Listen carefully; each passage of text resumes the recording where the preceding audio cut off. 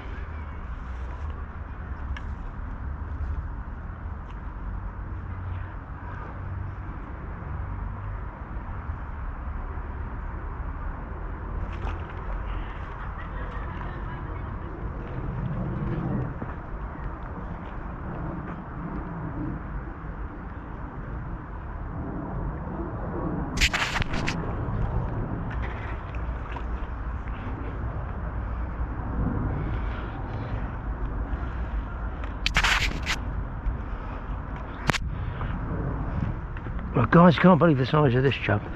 This really is a big one. Gonna get down for this one.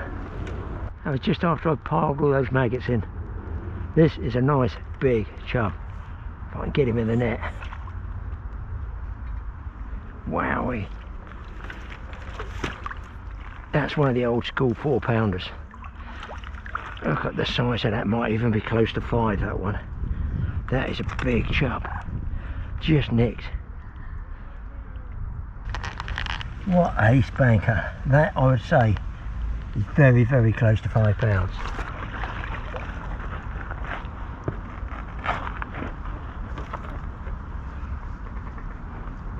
Look at that. That is, I'm calling that as close to 5 pounds as I'm going to want to get. Wow, good fish that was, wasn't it? So I'm having a major session. He's been hiding under those rushes, and away he goes. Hiding right on the edge of the rushes there. When I feed really hard, he tripped up and made a mistake. So at long last all the kids appear to have gone. Got pretty much to myself. Got a hook right in the joint of the finger there. I think that's the first time. I had one of my little ones, didn't go past the barb, a very small one. Got that out. It was about 18. That's the first one that's gone in past the barb, and it's a sort of nasty size one, 14. Got a pair of scissors in the bend of the hook. Big deep breath, ripped it out, and then suck and spit because you got a maggot right next to the hook and the fish's slime as well, and probably a dirty stream. What a session I'm having just on the edge there. Go down the back, I'll just get minnows, but now it's quieting down. I can feed, and if I can throw some in, I'm back on normal sound. You might get to see the fish come up. You might see them flash. There, what, see the chub, trout, big dace. I haven't had the big dace yet. That should bring them out. Let's watch those maggots going down there. Boom. Big chub. Some big dace as well. Let's get rigged up again. Baits out, off we go. So pleasant when you get it nice and quiet.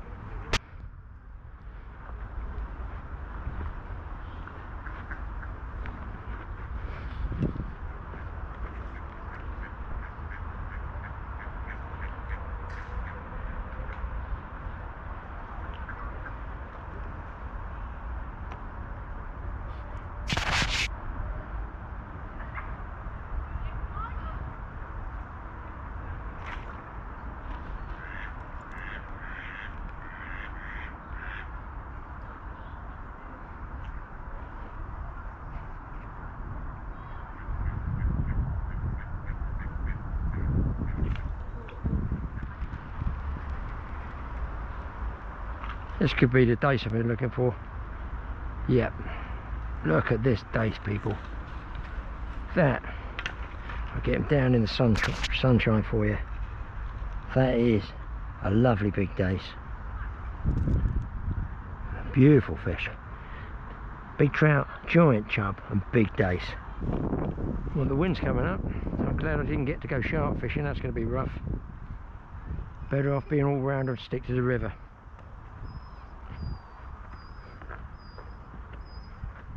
I'll try not to put the maggots too close to me so I don't kick them over. And I just, so you people see, put 3 maggots on. Trying to keep away from the minnows. The bottom one nearly always wriggles off unless you bend it right round the hook and up the shank a bit.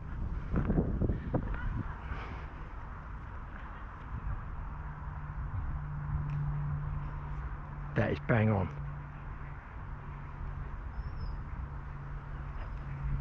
It's going right down with that bunch of maggots. And there we go. What's this? Looks like another big dace.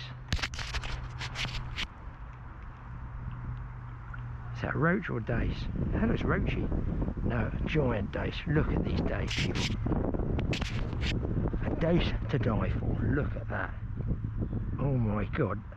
Look, you think it's not big? There's the tip of my finger. Unless I'm a hobbit. That's a big one.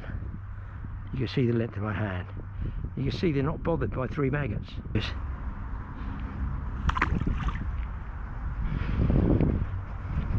But you have got to keep feeding.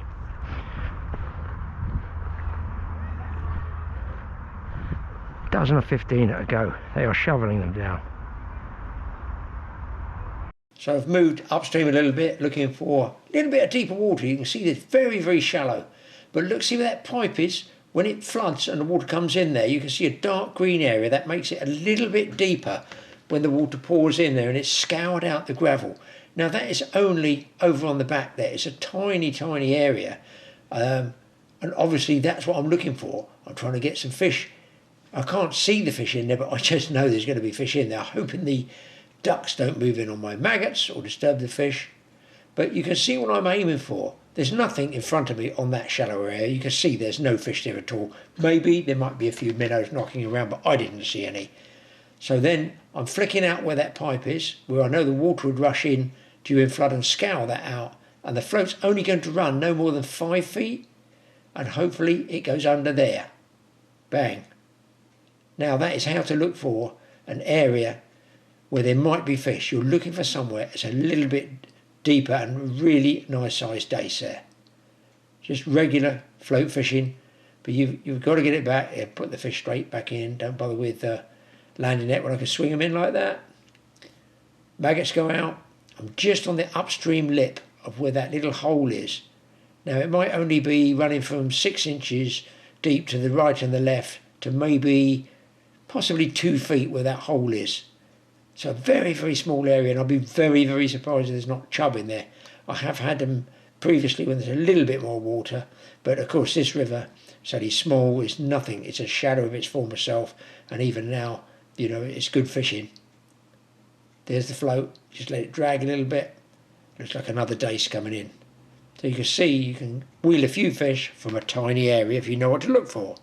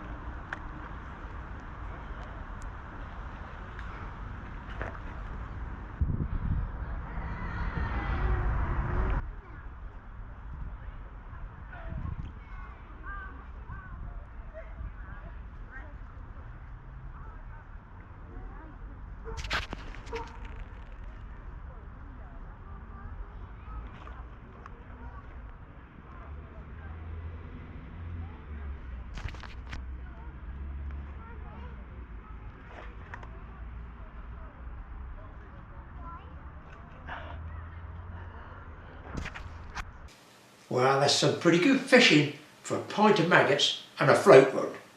Now let's pop in and see what Grant's been up to. Right guys, I'm back at Grant's Tackle Up. I've come to have a look at chairs and he's going to run some ideas past us. So if you are going freshwater fishing, there's no reason why you can't use these sea fishing as well, is all the different types of chairs. And I've seen one. Is it 1970s look? Is it Art Nouveau or something like that? It's a real weird circular one. Grant's just serving customers. He'll be up in a second. Talk us through these chairs. Right, hi Graeme, we're going to do a little talk about chairs. So as little as I know about them, a chair's a chair to me, and each one's do different things. I find it's what you're comfortable on. If you're more comfortable sat in a chair, you're going to fish better, you're going to be more comfortable. You might be watching the water better if you're sat in your bivvy looking out. So here's a few different ones that I do in the shop. There's a million different varieties and brands out there. This one by Witchwood, fairly light, canvas material and like a fleecy material. So not really a waterproofy one, more aimed at probably sitting in the bivvy in a carp shower. So if this gets damp, we're talking of a damp backside, aren't we? We are indeed. So, and you get ones like this, you can fold the legs up. So they've got like lockers built on them. They're just for packing on. So that's there. There's a tip for everyone. People come in and said, this has fallen off my chair, it's broken. Unfortunately, all it is a packing thing to go on the end to stop that pushing through the box. Is that all it is? That's all it's for. It's not for anything else. I'd have done the same if I lost one. Not for anything else. So, and you can see this new style. Oh, locks. So you can either fish it flat and put that over your bed chair. So that was your bed chair. Extend your legs down. Oh, I see. Yeah, you could do. So if you sit on a bed chair sideways, yes, that's it. It does your back in. They do the other, like what they call a combi chair. That is a good idea. I mean, I'll take a chair with me, obviously, but if it's raining, you tend to sit like a gnome in the double in the double over, and you do yourself in. That's a good idea. I mean, fishing chairs are not the cheapest things. They're a bit more durable. Generally have adjustable stuff in different areas that work for you fishing compared to a camping chair. But we all like sitting, so whatever you want to sit on, if it's a bucket, a chair, but these are some different ones. So this is just a basic folding. There's no, you just got these become under lightweights. Yeah, sort of lighter weight. They do some extreme lightweights, but I have unfortunately sold out being the river seasons at the moment. Well, not everyone's on the rivers at the moment with the water, but and the sewage. Yeah, and sewage. So they generally most of your chairs weigh about 4 kilos. Your lighter ones are going to be about 3. Yeah. And some are even 2.7, which is insanely light. That is but if you're a roving angler and you want to walk, I wouldn't say the light chairs are the most comfortable chairs. Sure. But when you're walking lots and then you want to sit down for 10 minutes, they're perfect. Having a break. So yeah, this sort of style is like what I would call your entry-level chairs. So they're quite stiff, so they don't fold too easily. Yeah. They lock out. You've got extendable legs just for levelling yourself up, and that's it. So there's no great functions on that. It just is what it is. A basic chair. It does the job. They're generally set down lower for fishing. It depends age related, whether you're like higher or you've got issues with sitting down lower. Knees and all that. That's just another version of my JRC. It's got more padded. Bit more padded fleece, a slightly higher back with a bit of padding for your head to rest on. Again, that's exactly the same chair as this one, but with arms. Some people prefer arms. But for getting in and out of as well. Some people like to push off something. That makes sense. Then we've got they do wider, bigger chairs. They do different weight chairs as well. So if you're on the bigger side of things for the blokes, and you want a heavier style chair, they do them. So you do like the Nash Daddy long legs. So with that, as you can see, you're barely bending your legs. That's what I like. I don't want bent knees. Yeah. If you struggle even more than that, as you can see, I'll shoot that leg out. These are all sprung loaded, so nice and easy to get to. And then I think we can make it so big, Graeme, you probably wouldn't even be able to fit in there. So if you do have... And they're safe sitting on that, like that, fully extended. Yeah. Just do it that way. I can barely touch my feet on the floor. Yeah. But comfortable, supports your back. Depends, if you're a very large bloke, tall, it might suit you. Yeah. Hence the reason for that. Or for my dad, like he's getting an old git now, I like to chuck him in the chair. Yeah, I'd be that arms is for me, I think, yeah. And the fact they extend like this, if people haven't got those, once you start that on a sloping bank, trust me, you'll never go back. Oh, brilliant. Especially if you can't quite reach where you're getting to, where these are all sprung loaded now. It is, as you can tell, I barely touch it. You literally It's Yes. to the bottom, which is lovely, whereas it used to be pull the leg. Yeah, I stiff, pulled the leg yeah. out the bottom and then you're all over the place. They did do some of the little button that used to pop out into holes and stuff like that. You So know? that's a very. I certainly don't. Anyone doesn't do them anymore. But like a crutch sort of thing. Yeah, Extending, yeah, that's it. Yeah, so But they're good padding on these too, because Very good padding. I get it on the front, the back of my knees, the thigh along here, so You'll lovely and notice soft. Having the thicker padding, so if you're fishing in the winter, obviously retains a bit more heat.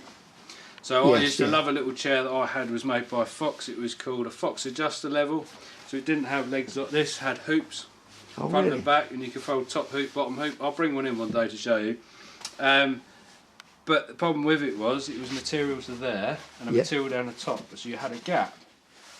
So it was great to walk around on the river, but you sat there in the winter and your back was all cold here. Oh, I got you. So yeah, though they're good, it's not even thing. So having that extra layer in there in the winter stops you getting a Stops cold that back. cold, I can see that. Yeah, you can And see then- the guys do that band across there. Yeah, It's all padded, very thick.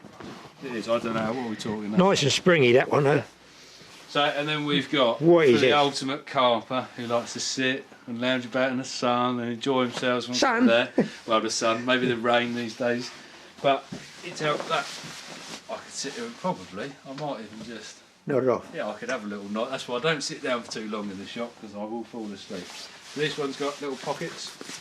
No, I'm lying. Yeah, there's a mobile phone pocket in Yeah, there. that's And good. there are idea. straps that once you fold the chair up on this one, you can strap it over. Weight-wise, is that a lightweight Yeah, or? not particularly.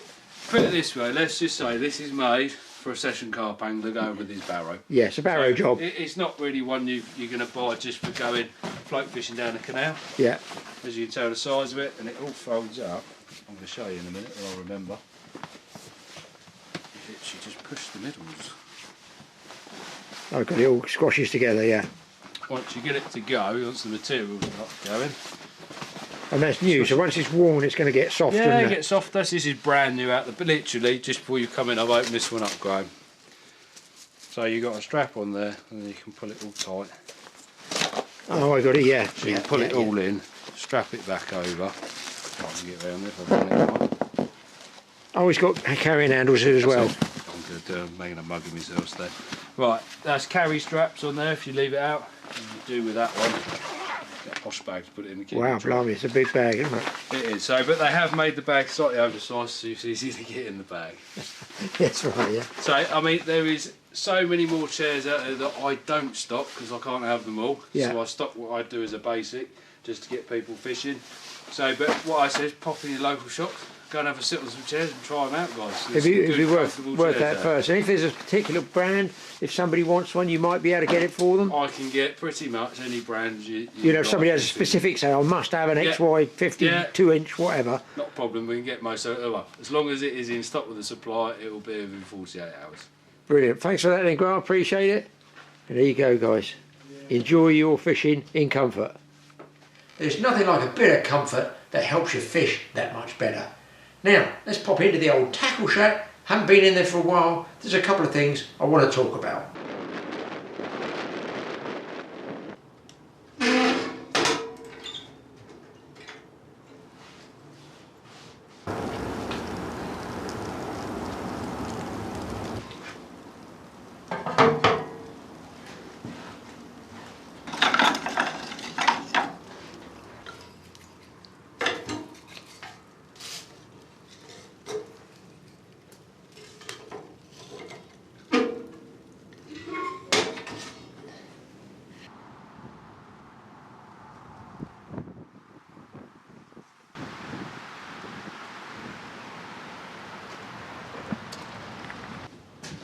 Well, people, it's been a while since I've been in the old tackle shack.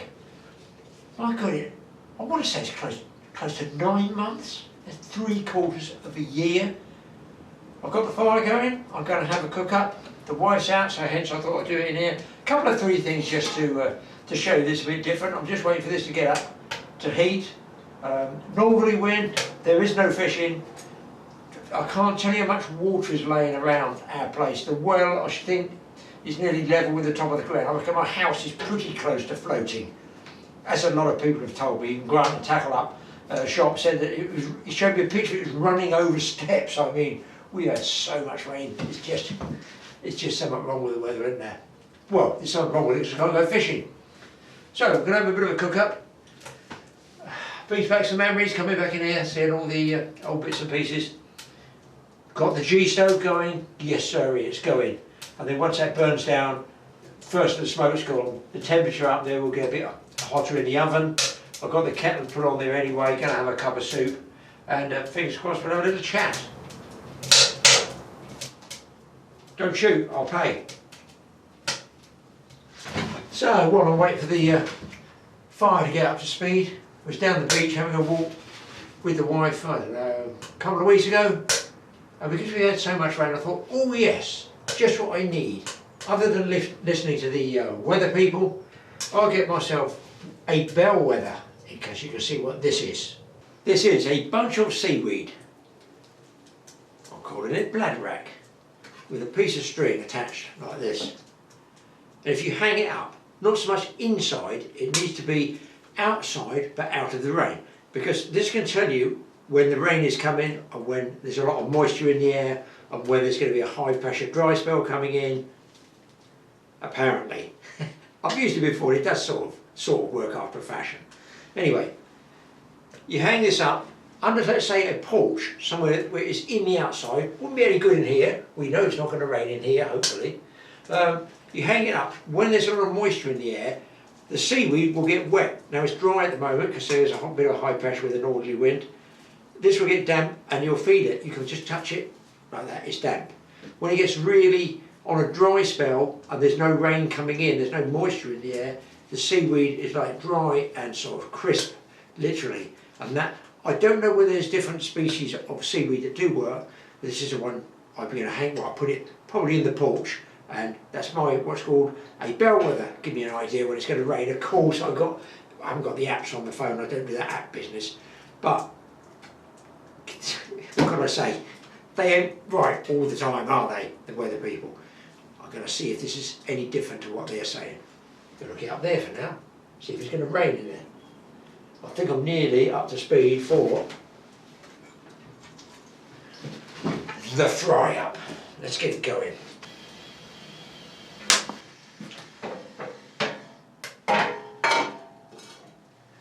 Now this stove does come with its own integral bottle here, steel bottle, stainless bottle, with a tap as well. I'm not going to bother using that because I only need a little bit. I'll put get in there, boy. My trusty old kettle on the top there, and we'll just see if this gets hot enough to cook with, and I know it will. Kettle's on the back, frying pan should start pinking shortly. Plenty of heat in there, and that's closed down, totally closed down. This thing is a wood-eating machine.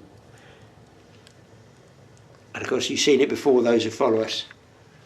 It's got a little oven at the top as well. And it's already 100 and getting up to, is it 150 degrees? Might even put a bit of toast in there. Man, it gets so hot, that stove is ridiculous.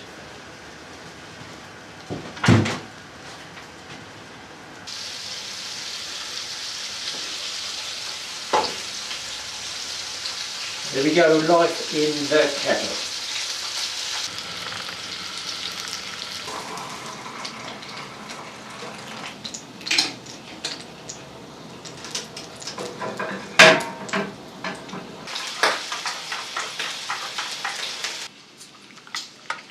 Can't beat a good packet soup, in this case potato and leek. In these billy cans it stays really, really hot. I think I'm going to put a bit in the bit of bread in there. Could be a one-way ticket. It's hot.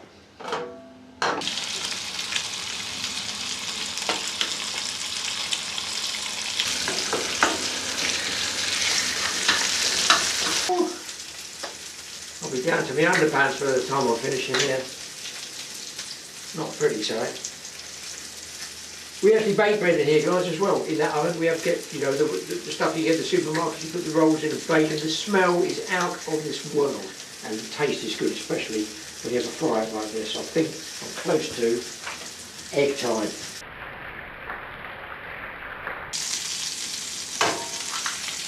Look at that shell. Nice bit of calcium, doesn't hurt anybody.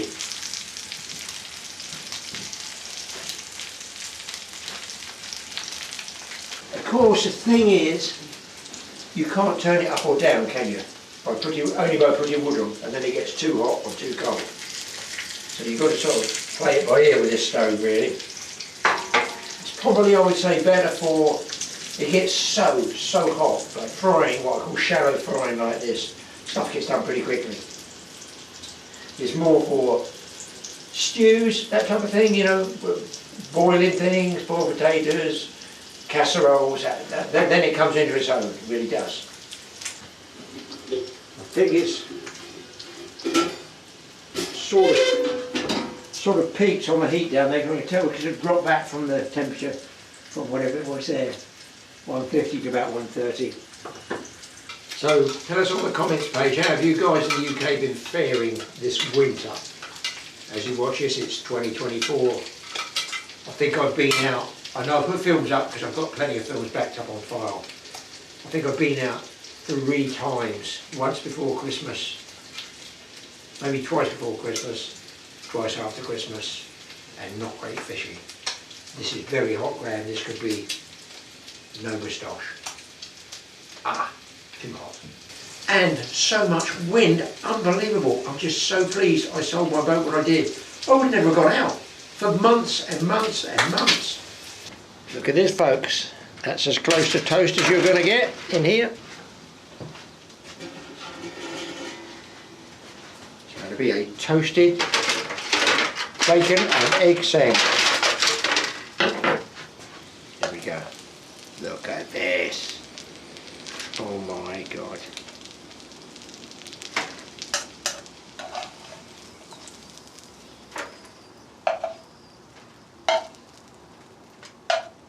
Yes, I've even bought some of this stuff.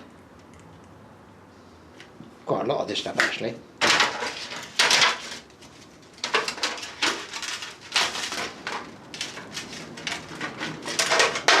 Oh, I'm sitting over here because the sun's going around and it makes it really glary for filming there. It's a late lunch for me, but very welcome.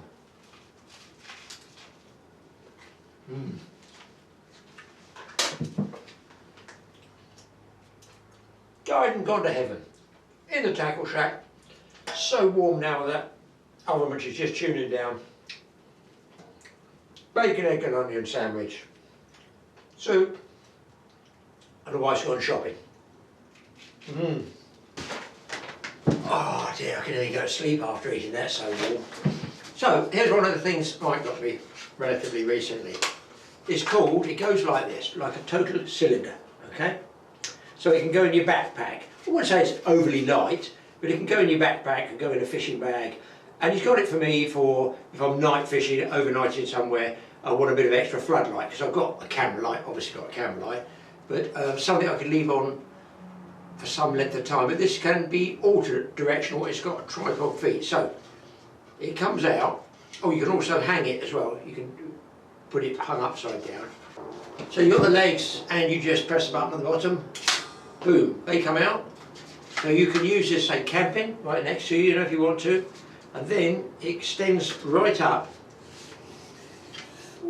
like this, stands down. It's got a couple of adapters here, I think you can charge stuff off, maybe put your phone on as well. Let's have a look. Yeah, it looks like a USB port there, and they've got one for charging so you can recharge it. But it's got, I'm going to see if you can see that, guys. It's an angled head, so you can twist it up. You can send light up to the top of your tent if you want, or your bivvy. If you don't want it going outside, you can send light to the top, so you get a good ambient light all around, but it's not shining out in the water, frightening the fish. I don't believe frightening the fish, they're all fairly commercial now. I'm sure they know what the light means. If they see lights on the bank, they probably swim over that way because they think they're going to get fed. And this one can be angled there, and then I think, he showed me and then I've forgotten, you hold the button here, and there you go. Now in here it doesn't look absolutely anything at all. I'll shove it over there, because you can see there, it's very, very bright, and it shuts the camera lens down. The camera lens can only read that white light there. So bring it back, you'll see here I am. Now that can be angled around, it can be down.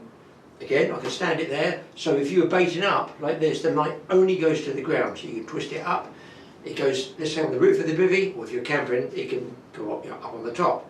Or if you want to catch fish and you want to get it a good picture of it, look, you can tip it over, angle it all the way around, twist around, and it lights up whatever you want if you've got a fish in a cradle or any type of fish.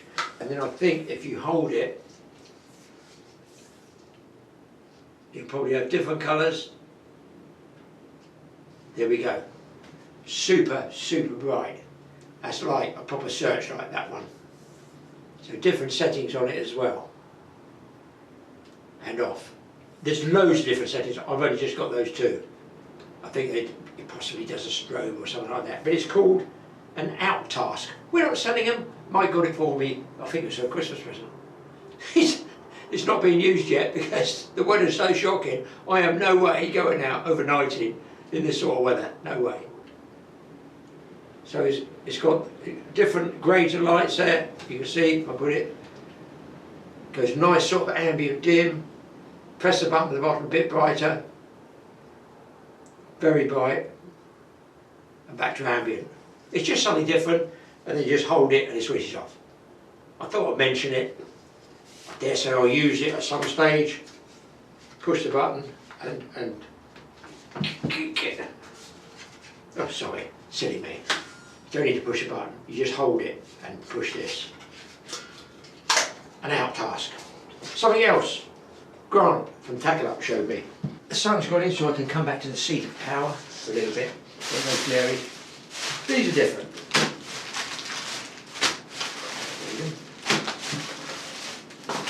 For the winter, or cold weather like we've got now. They're called Heat Factory Adhesive Foot Warmer Insole. No trimming. Air activated, last up to 7 hours. And most important for those with diseased feet, no odour. And it says here, average temperature 38 degrees C, maximum temperature 41 degrees C. And it lasts 7 hours. So that's an insole that can go inside your Wellington boot, or indeed an ordinary boot in the winter. Look, we're coming into hopefully spring now, and then they've got small sizes there as well. And then they also do, from this Heat Factory people,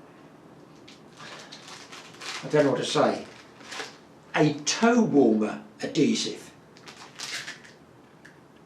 Just for underneath your toes. I can see it on the picture there, underneath your toes. A toe warmer. What will they come up with next? So you put those just under the front of your socks so your toes, the circulation, you know, goes through to your toes. This one is called Odorless, Safe and Disposable, lasts up to 8 hours. Strider warmers. Strider, that sounds awfully Australian. These are Strider warmers, mate, there. Old copper, self-heating hot pad hand warmers. Guaranteed to burn the butt off a kangaroo. Striders. Directions for use, it says, separate the outer pack and tear open one end or both packets as required. Shake the hot pad and gently massage in the open air until warmth is activated. I think I used to do that when I was about 18. Once activated, place it in a pocket or glove and massage gently. There seems to be a lot of terms of massage in here, doesn't there? It's slightly concerning. Here comes the sun. I shall move again. Well, there you go, at least the sun's gone in. For a little while I can film. Now, I was over in Mike's woods and I was picking up the trail cams. And I had Doggo with me. That's Mike's Jack Russell. And he's digging away for rats, mice, whatever's there. And I thought, what's that down there? And I had a look, and it's these guys, have a look. I'm just asking this because I'm not big on guns. Yes, I know they're shotgun cases, right? They're all sort of worn away. So I'm saying this one here is a 12 gauge, okay? What is the smaller one here? Is it a 20 gauge or is it a 410? And the reason I just mention that is because years ago when we were kids in the 50s, the shotgun of choice, especially with my mates, was not for bank robbing, you know, just for general shooting. would be a 410, and I think the 410 is that the smallest one. Somebody tell me. Is this a 410? I don't know. I can't read anything on there. It's all worn away. It's so old, it's ridiculous. But I just thought there were 3 shotgun case sizes. 12s, 20s, 410. Am I wrong? I just wonder, because years ago, I'm sure it was the 410 that most people in the shooting fraternity would start a youngster on, a young lad on, before graduating them to obviously a bigger 12 gauge. Am I right, am I wrong? Is there any popularity with 410s anymore? So there you go, people, just something a bit different. I've had a bit of fry up, I've used the oven again. I've got cobwebs in here that I've frightened to see what size the occupants are, and they're going to come out at night. So we were going to do an overnight, me and Mike. Mike was going to go in the Saxon house, I was going to go in here or in the pallet cabin over there. So I think it's got to have a major steam clean with the wife's assistance in there, and a big slipper for the big, what we call Fred size spiders that generally, I know they're supposed to be harmless, but they're probably going to get boshed. Right, let's move on. I feel a country programme coming.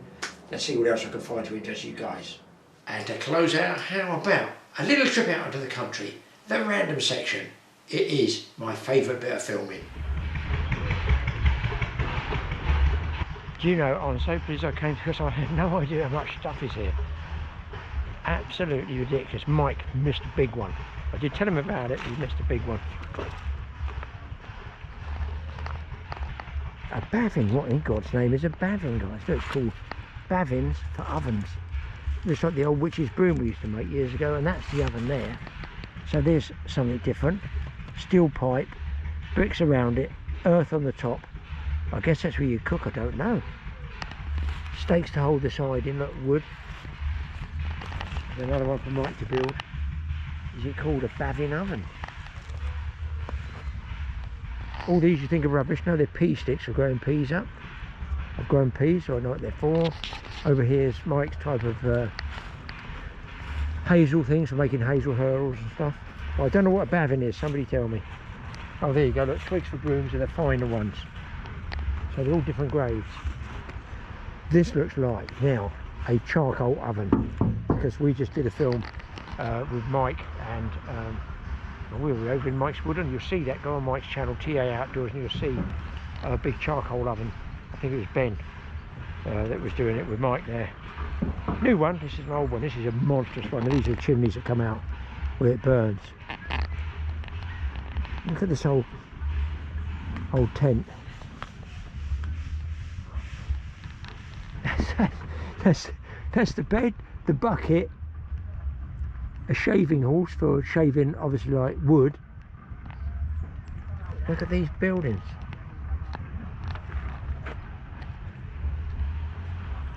Really cool. An Alice Chalmers tractor.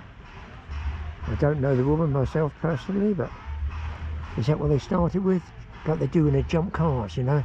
And they're stealing the car. Should I touch two together and start the tractor up? Bzz, bzz, bzz. Drive it like you stole it. Look at the great big expensive ones they use now. I remember as a kid, because my uncle had a tyre factory down in Fleet, called North Face Tyres. I can remember they used to get giant wheels there, and even empty. It was as much as I could do as a kid to stack them. I used to have to stack them. I used to work at 10, 11, 12 years old in the factory there. Obviously not full time, because I wouldn't be going to school, would I? But working there, school holidays, great times.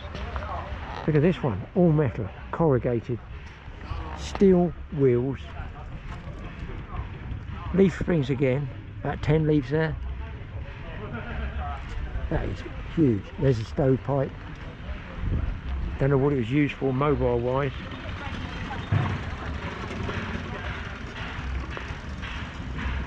A living van. Built in the 1920s on a World War I AEC type Army lorry chassis. So that's on an Army chassis. I reckon it got stuck in Salisbury during its delivery, journey to the New Forest. And that's what it's like inside. You know what that'd do you, wouldn't it? You could, honest to God, you could live in that, couldn't you, know? I'm not quite sure where the flushable toilet goes. So many different things there. Oh, he can't be off again. Poor man. Oh, smudgers. Look at this. It was erected in the 1920s as a hut to store camping gear on Box Hill. Later it was blah blah blah, bought for £3,000. Smudgers. What's a smudger? Is that a person or is it somebody who works?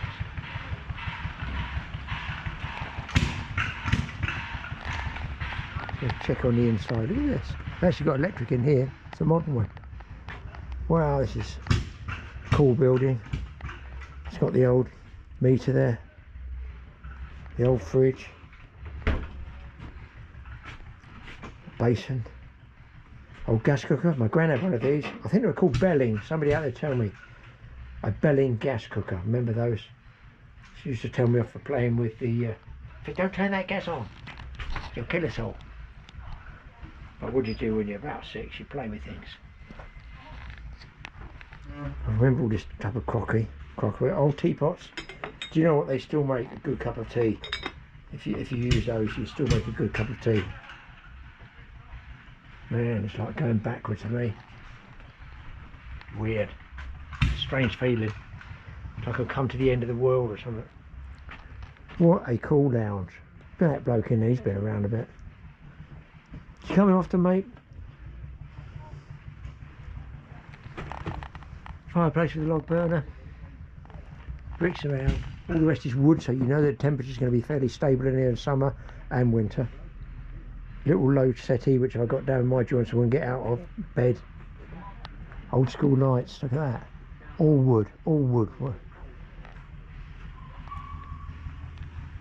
That's what it is. Well, this is burnt, what I'm thinking of. And I reckon it's to do, a smudger with somebody to do with the charcoal, because it's over that way. Probably burnt it to Stop rotting, don't they? yeah, It keeps the might insects bring out off. the oils or Yeah, stops it rotting, yeah.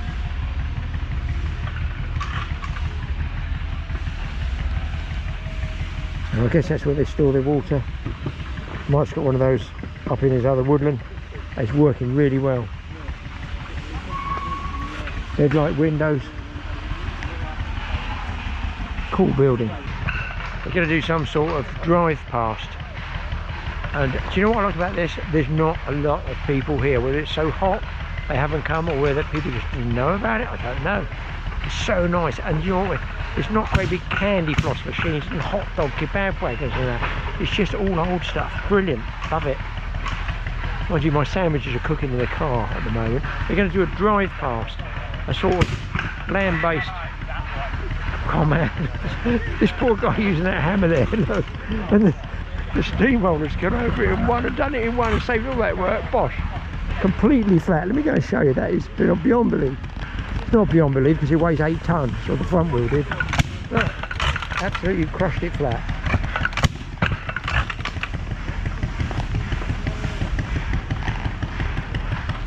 So as old as it is, these big rollers, steam rollers, absolutely 100% do the job. This one's best. Weight 7 tons. Trust me, it's ready to rock and roll because it is really hot.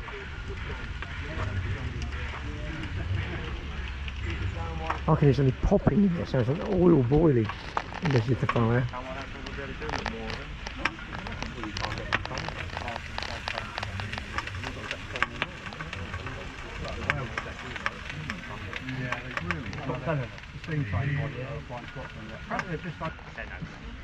Guys, that's what I call a split pin now. That's the biggest split pin I've ever seen in my life. Wheel's got to be nearly 5 feet. 5 feet all the wheel on that. Well, they're trying to shut them down again because of the environmental Brass work. If I was this guy, there's no way I'd be working that. I'd be giving the tractor driver with the roller a tenner to do the job in about 4 minutes. So much stuff here. Clayton steam wagon. This is a really nicely restored piece. Look. Look at that brass they've cleaned there. My God.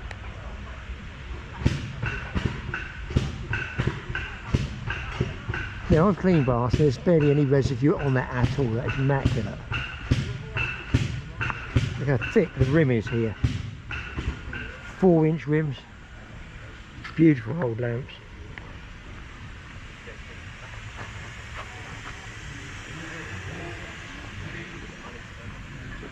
And this one is a Clayton Shuttleworth Limited from Lincoln. Look at this chain. This is my bike chain. Look at the size of it. Good God alive. It's just the engineering of the British engineering is just beyond belief of that era. This is like a truck for ferrying stuff. And I can tell you why I know this takes a huge amount of weight. It's because of the curve in the leaf springs, which I say we used to have lorries years ago. They're not flat, they're really up high, so that allows for them to bend down a long way to take a lot of pressure. So this kiddie can take a lot of weight, I can assure you. Maybe it does take 7 tons. It's an even bigger one. You cannot believe these wheel sizes, look at that. And anyone? And that's a steerage chain there. See, the chains come to turn it either way. Come all the way back up here. This is Aveling & Porter Limited, Rochester, Kent. Number 4932. It's called the Reckless. Somewhere in that area.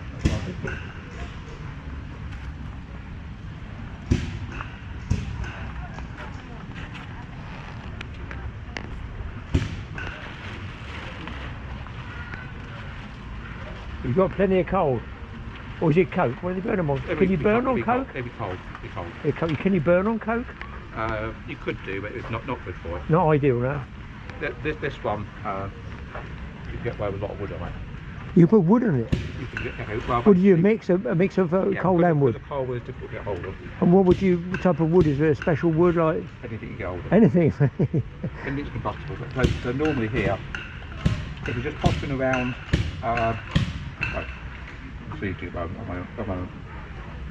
you have disturbed your lunch. Oh, no. Oh, I've been so much. I can't believe how much stuff's here. Well, I've left my sandwiches in the car. I don't know if I'm going to get a chance to eat them. There's so much stuff to see. That's fair, but it's not that busy today. People-wise, no. I like it because not a lot of people. This is not. I wouldn't say this is one of the busy events. Yeah. Even exhibit-wise. Oh, really? Oh no, much bigger stuff here. Really? The fire engine rally, the Dennis vehicle rally. There's probably more than that here, but okay. This is a reasonable collection of steam engines. Yeah, it's a nice ones there. And there's a few that you really don't see out. Yeah, so this is okay. If it's in real road use, it'll be on coal. Ideally Welsh steam coal. Welsh coal, yeah. Welsh dried steam coal is the perfect stuff. Oh yeah. Which is not impossible to get hold of now. Is that like, because it's a pure, when I say pure, we all know it's quite hard. It's quite hard. Yeah. It doesn't give off too much sulphur. It burns well and doesn't produce an awful lot of muck from it. Doesn't also not clinker. Really good. Unlike some of the Polish and other stuff that we now happen to use because of. Guys, this is how powerful these traction engines are. This is get an idea of the power in this thing. Chugging along at 3 miles an hour. You just see why it's pulling.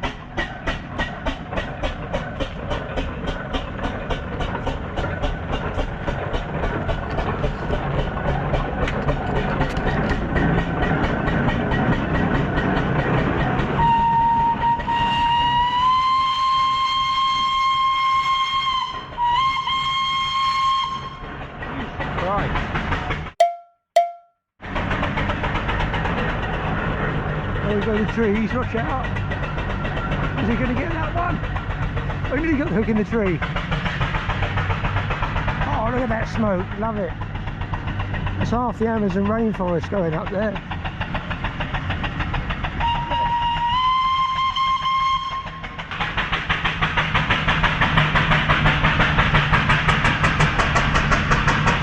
That's a serious bonfire that guy's got going there. I've got to film that. It's the only sort of yellowy smoke I've seen. Sulphur, isn't it, I guess, yeah. That's because I had a... Is that a fresh burner coal or something? No, it's because I was dug around in the old fire. When you dig around in the fire, it does that.